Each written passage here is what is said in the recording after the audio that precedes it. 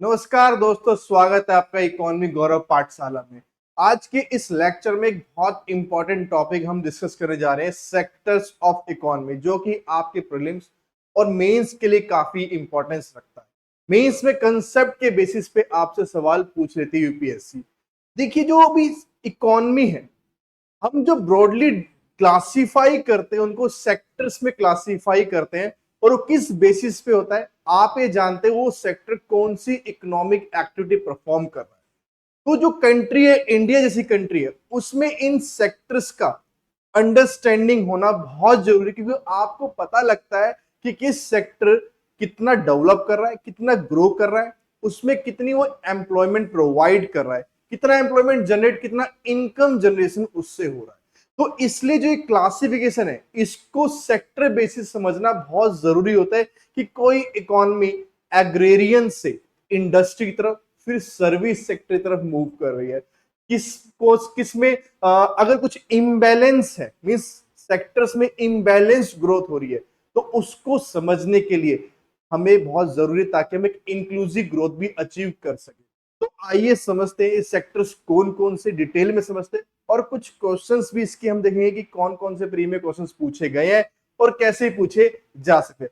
देखिए, जो sectors economy है, आपने बचपन से पढ़ा होगा, जब भी आप 5th-6th क्लास में आप पढ़ते आए, जब भी आपने स्कूलिंग आपने स्टार्ट करी, और आपने क्या देखा कि आपने 3 सेक्टर्स देखे ब्रॉडली, जितने भी पूरा नेचर ऑफ इकोनॉमिक एक्टिविटीज जो परफॉर्म करते उसके बेसिस पे। पहला कौन सा देखा आपने?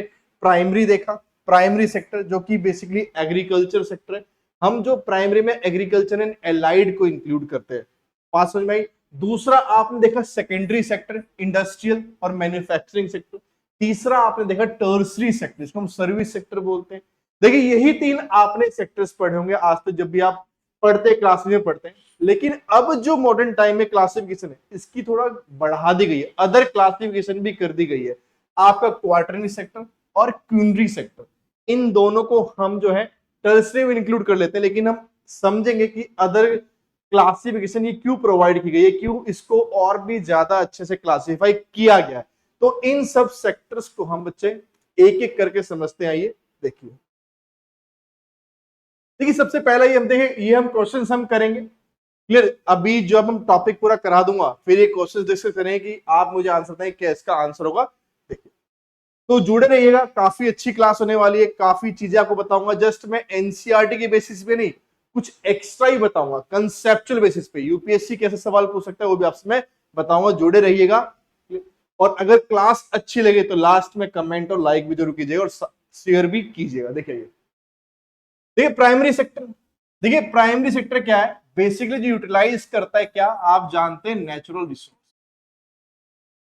नेचुरल रिसोर्सेज को यूटिलाइज करके क्या बनाता है? ये रॉ मटेरियल बनाते हैं। क्या बनाते हैं? Raw material.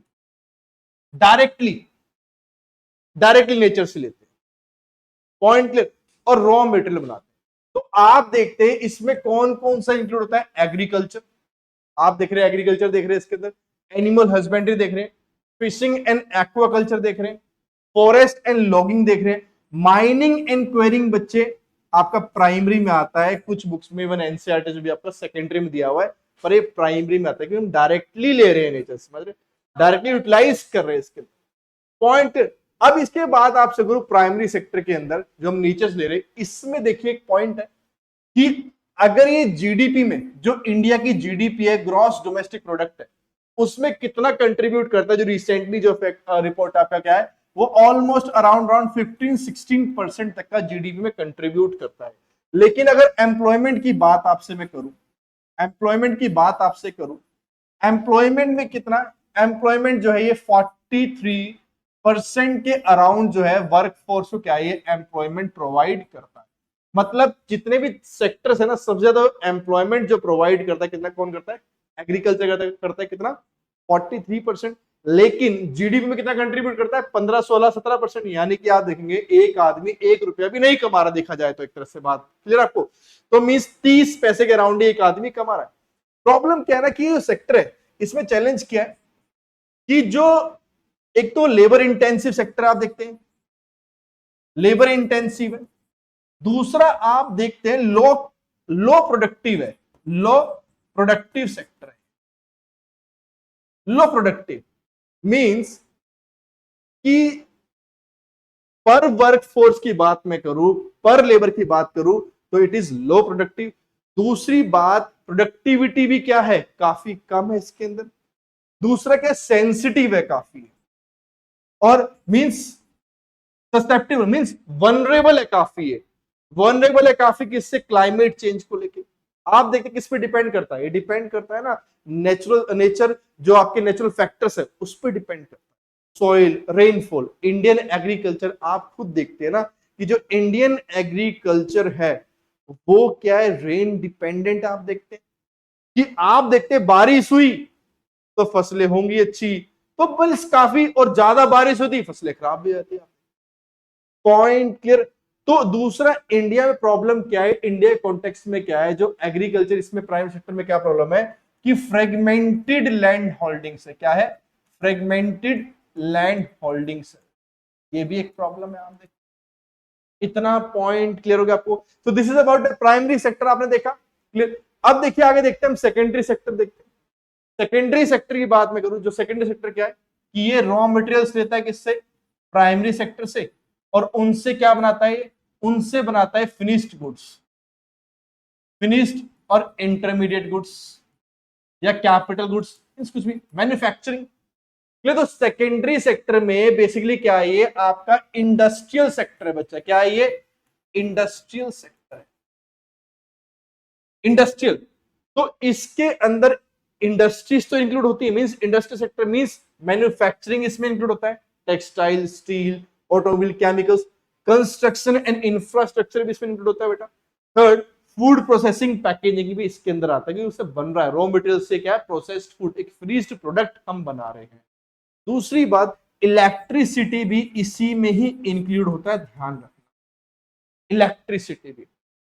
ये जो सेक्टर है ये क्या है, आप देखते हैं कि मोर एम्प्लॉयमेंट प्रोवाइड, जो है आपका ये मोर प्रोडक्टिव है। पॉइंट, वेजेस इसमें ज्यादा है as compare to what, as compare to agriculture. इतना पॉइंट। तो आप देखते हैं कि मोर जो है productive then, more productive and basically क्या है, wages, more wages as compare to then agriculture, primary sector. ध्यान रखना इतना पॉइंट। दूसरी से प्रॉब्लम क्या है ना, मैन्युफैक्चरिंग है। इसमें प्रॉब्लम क्या है बच्चे, इसके अंदर एक मेन प्रॉब्लम है कि ये जो है इसके अंदर कि एक तो इंफ्रास्ट्रक्चर प्रॉब्लम है बच्चा। दूसरा, आप देखते ना, आप पढ़ते हैं हमारा जो इंडस्ट्रियल सेक्टर है वो क्या है बच्चे, मैन्युफैक्चरिंग जो उसकी ना स्टेगनेंट है, मैन्युफैक्चरिंग स्टेगनेंट है। अगर मैं जीडीपी की बात करूं, देखिए अगर मैं जीडीपी की बात करूं आपसे, मैन्युफैक्चरिंग की जीडीपी है, जीडीपी अगर 100 रुपीज की है तो इसमें मैंने बताया ना आपने, एग्रीकल्चर या फिर प्राइमरी, प्राइमरी कितना कंट्रीब्यूट करता है, ऑलमोस्ट ऑलमोस्ट आप लगा लीजिए 15 से 16%। यही अगर बात आपसे मैं करूं कि सेकेंडरी सेक्टर, सेकेंडरी मतलब इंडस्ट्री, तो ये जो है 26 से 27% कंट्रीब्यूट करता है जीडीपी के अंदर। वही जो सर्विसेज की बात आपसे करूं मैं, जो सर्विसेज करता है बच्चा, ये करता है 52-53%। लेकिन अगर यहां में एम्प्लॉयमेंट की बात आपसे, तो आपने एम्प्लॉयमेंट का देखा बच्चे, यहां एम्प्लॉयमेंट का देखा तो एग्रीकल्चर कितना दे रहा है, 43 अराउंड दे रहा है, लमसम ले रहे हैं हम। सेकेंडरी कितना दे रहा है, 25% अराउंड दे रहा है। सर्विसेज कितना दे रहा है, सर्विसेज दे रहा है आपको जो एम्प्लॉयमेंट ऑलमोस्ट ऑलमोस्ट 33% के अराउंड।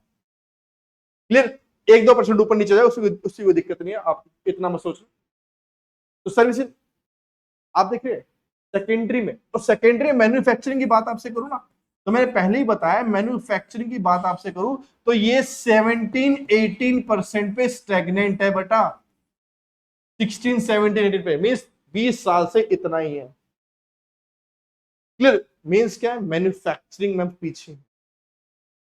क्लियर, सबसे बड़ी बात है इंफ्रास्ट्रक्चर प्रॉब्लम है, टेक्नोलॉजिकल जो हम बैकवर्ड है, इसके अंदर क्या है, टेक्नोलॉजी हमारे पास इतनी नहीं, मशीनरी हमारे पास नहीं है। हालांकि ये कैपिटल इंटेंसिव होता है, पैसा बड़ी बड़ी मशीन लगानी पड़ती है मैन्युफैक्चरिंग, बट क्या है, ये प्रॉब्लम इंडिया में है। इतना पॉइंट क्लियर होगा आपको। दूसरी बात आपसे करूं, थर्ड कौन सा है आपका, सर्विस सेक्टर। सर्विस सेक्टर है जो बच्चे, इसको हम क्या बोलते हैं, नॉलेज भी बोलते हैं और स्किल्स वाला ही बोलते हैं वैसे, नॉलेज और स्किल्स। दूसरा सर्विसेज की बात करते हैं, इसके अंदर इंटेंजिबल गुड्स होते हैं इसमें, आप देखते हैं जिसको हम छू नहीं सकते, जिसको हम देख नहीं सकते, सिर्फ फील कर सकते हैं। तो इसमें जो इंक्लूड्स होते हैं क्या, बैंकिंग हो गया, इंश्योरेंस हो गया, finance, trade, transport, tourism, health care, education, information technology. दूसरा इसमें बच्चे आपका रियल स्टेट भी आता है, रियल स्टेट भी आता है, आप देखते हैं पूरा। इतना पॉइंट क्लियर हुआ। नो डाउट ये जो सेक्टर होता है हाईली प्रोडक्टिव होता है, हाईली प्रोडक्टिव सेक्टर होता है। मींस आप अगर इसमें, और इसमें हाई स्किल्स चाहिए होते हैं बच्चे, आपको कितने हाई स्किल्स चाहिए होते हैं। इनोवेटिव है ये, क्रिएटिव इनोवेटिव है, डेवलपमेंट के लिए काफी रहता है आपका पूरा। डायनेमिक है ये, क्या है, डायनेमिक है। आपको अपने स्किल्स इंप्रूव करने ही पड़ेंगे। मैन्युफैक्चरिंग में क्या है, अगर आपने कार बनाना सीख लिया तो एक बार सीखने की जरूरत है, उसके बाद आप वो क्या है उसमें परफेक्ट हो जाओगे, आप वो कार बनाते चले जाओगे। लेकिन एक नया डिजाइन कार का, कि पहले जो पेट्रोल डीजल की कार है, अब वो ऑटोमेशन जा रहा है, और अब वो जो है आप देखते हैं वो अगर मान लीजिए सोलर एनर्जी पे या फिर आपका गैस चल रही है, उसके लिए नया दिमाग चाहिए ना, स्किल्स चाहिए ना आपको। वो किसमें, सर्विस सेक्टर में वो आ गया। तो सर्विस सेक्टर में आपको हाई स्किल और स्किल्स आपके इंप्रूव होने चाहिए डे बाय डे, आपके जो है आपको और ज्यादा आपको जो है रिफाइन करने होते हैं स्किल्स।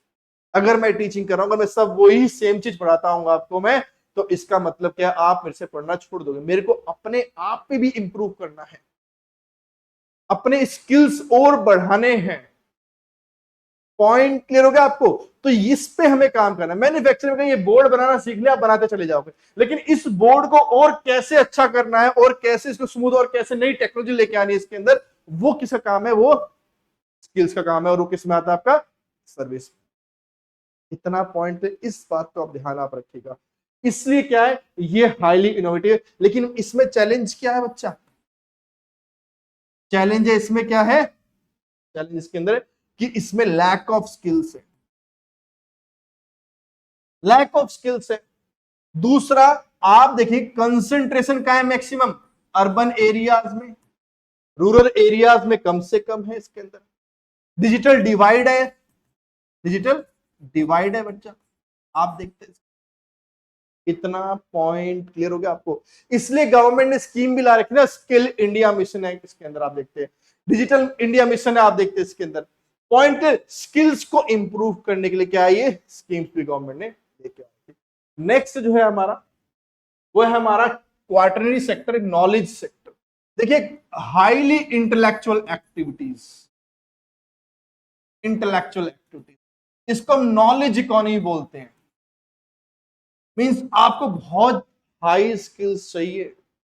मींस R&D की बात करता है, रिसर्च एंड डेवलपमेंट की बात करता है, IT सर्विसेज की बात करता है, सॉफ्टवेयर की बात करता है, यहाँ पे कल्चर की बात करता है, यहाँ पे लाइब्रेरी की बात करता है, यहाँ पे जो बात करता है बच्चे वो गवर्नमेंट की बात करता है, डाटा एनालिटिक्स की बात करता है। हाईली इंटेलेक्चुअल मींस आपको बहुत दिमाग लगाना है, काफी नॉलेज आपको चाहिए, हाई स्किल्स आपको इसमें चाहिए होता है। That is what quarterly sector आप देखते हैं।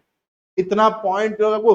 तो क्वार्टरली, हालांकि टर्सरी अब इसको इंक्लूड कर सकते हो, लेकिन आजकल इसको अलग से क्लासिफिकेशन इसकी देने, तो ध्यान आप रखिएगा इसकी बात। तो ये क्या है, नॉलेज इकोनॉमी बोलते हैं इसको हम, नॉलेज सेक्टर इसको हम बोलते हैं बच्चा, इसको क्वार्टरली सेक्टर को ध्यान रखना। लास्ट आपका आता है क्विनरी सेक्टर, जो आपका डिसीजन मेकिंग सेक्टर आपका क्लियर, जो मींस इसमें क्या है, इसमें एग्जीक्यूटिव्स, इसमें मतलब हाई लेवल की डिसीजन मेकिंग चाहिए होती है, high level decision making bodies होती है इसके। इसमें क्या है, पॉलिसी फॉर्मुलेशन। दूसरा इसमें क्या है, जो मींस डोमेस्टिक हेल्थ होती है ना, फॉर वेलफेयर, उसको भी इंक्लूड करता है। फॉर वेलफेयर भी इसमें आता है बच्चे, नर्सिंग वगैरह भी इसमें आता है, क्यूनरी के अंदर आता है। पॉइंट तो हाईएस्ट लेवल डिसीजन जो आपके टॉप एग्जीक्यूटिव्स हो गए, ये खड़े हैं ना आपके सीईओ वगैरह कोई भी हो। दूसरा law makers, bureaucrats, NGOs, domestic house hold service बताया ना, केयर गिवर्स, होम मेकर्स, सब इसमें आते हैं, क्यूनरी सेक्टर के अंदर आते हैं। इतना पॉइंट क्लियर हो गया? तो आई होप ये आपको समझ में आया, पांचों सेक्टर आपको ये पता लगा कि भाई किसके क्या सिग्निफिकेंस है बताया, किसमें क्या चैलेंजेस मैंने बताया आपको। दूसरा देखिए, अब मेनली ये सिग्निफिकेंस क्या है कि जो हमने सेक्टोरल डिस्ट्रीब्यूशन किया हुआ है इंडियन इकोनॉमी में, तो इसका सिग्निफिकेंस है क्या? देखिए, अगर हम इकोनॉमिक स्ट्रक्चर इंडिकेटर की बात करें तो हमें बताता है कि ट्रांजिशन क्या हो रहा है, मींस कोई भी इकोनॉमी में कैसे ट्रांजिशन हो रहा है, कैसे उसमें स्ट्रक्चरल ट्रांसफॉर्मेशन हो रहा है। मींस वो इकोनॉमी क्या है, एग्रीकल्चर से जो है इंडस्ट्री में, फिर इंडस्ट्री से जो है वो सर्विसेज में मूव कर रही है। दूसरा ये एम्प्लॉयमेंट एनालिसिस बताता है, मींस कि ये हाईलाइट करता है कि भाई क्या है, मिसमैच है। क्या मिसमैच है बच्चा? ये मिसमैच है कि जो मैक्सिमम जो एम्प्लॉयमेंट है, जो इनकम जनरेशन है, वो इनकम जनरेशन कहां से आ रही है आप देखते हैं, और एम्प्लॉयमेंट इनकम और एम्प्लॉयमेंट जनरेशन कहां से आ रही है, लोग कहां से पैसा कमा रहे हैं, वो फ्रॉम लोग, वो सेक्टर्स जो कम कंट्रीब्यूट करता है, जो from low contribution sectors in economy, sectors to GDP. मतलब जैसे एग्रीकल्चर 43% आपने देखा, एमएसएमई कंस्ट्रक्शन में ज्यादा लोग लगे हुए हैं, तो मींस ज्यादा हाईली मिसमैच है ना, ज्यादा लोग काम कहां से ले रहे हैं, एम्प्लॉयमेंट कहां पे ज्यादा है, लोग कहां ज्यादा काम का कर रहे हैं, जो लोग कंट्रीब्यूट करता है सेक्टर्स के अंदर एग्रीकल्चर, और वहां पे क्या है, इनकम भी इनकी कम है। वही सर्विसेज जो काम कर रहे हैं वहां पे कम लोग काम कर रहे हैं पर इनकम उनकी ज्यादा है, तो हाईली मिसमैच है, highly mismatch. Then third, policy formulation आप देखते हैं ना, बजट आप देखते हैं, बजट बनाते हैं पूरा, बजट में स्कीम्स आती हैं, क्लियर। तो जैसे पीएम पीएम किसान हो गया, मेक इन इंडिया हो गया, प्रोडक्टिव लिंक इंसेंटिव स्कीम हो गया, किसमें कितना पैसा माना डालना है, तो सरकार को पता लगता है ना, सरकार को पता लगेगा कि इस सेक्टर में ये प्रॉब्लम है, इसमें ये स्कीम लेके आनी, उसमें ये पैसा डालना है, इसमें ये प्रॉब्लम है, ये स्कीम लेके आनी, ये पैसा डालना है, ये वाला हमें, तो ये। And last, inclusive growth. अगर इनबैलेंस है तो गवर्नमेंट क्या करता है, उसे बैलेंस करने की कोशिश करता है ना, उस सेक्टर को क्या करता है गवर्नमेंट, प्रमोट करता है। तो balanced development means rural development करता है, मींस आप देखते हैं इनकम पैरिटी की बात करते हैं, income parity and rural development. इतना पॉइंट आपको। एंड द लास्ट, ये देखिए गवर्नमेंट इनिशिएटिव्स कौन कौन से, तो फॉर एग्जांपल मैंने कुछ एग्जांपल डाले, प्राइमरी सेक्टर के लिए पीएम किसान, ई नैम आपका हो गया, पॉइंट क्लियर। दूसरा, अब प्रधानमंत्री फसल बीमा योजना हो गया, सोइल हेल्थ कार्ड्स हो गए। ऐसे secondary, make in India, industrial corridor से, productive link, product link incentive scheme से आपका नेशनल मैन्युफैक्चरिंग पॉलिसी है। देन टर्सरी सेक्टर में आपका डिजिटल इंडिया है, भारत नेट हो गया, उड़ान स्कीम हो गया, पीएम गति शक्ति हो गया। देन स्किल एंड नॉलेज में national education policy, Atal innovation mission, skill India mission, ये सब गवर्नमेंट ने इनोवेशन से स्कीम्स इनिशिएटिव्स लिए। तो आई होप आपके समझ में आया होगा। तो चलिए 2 मिनट लेते हैं, कुछ क्वेश्चंस हम कर लेते हैं।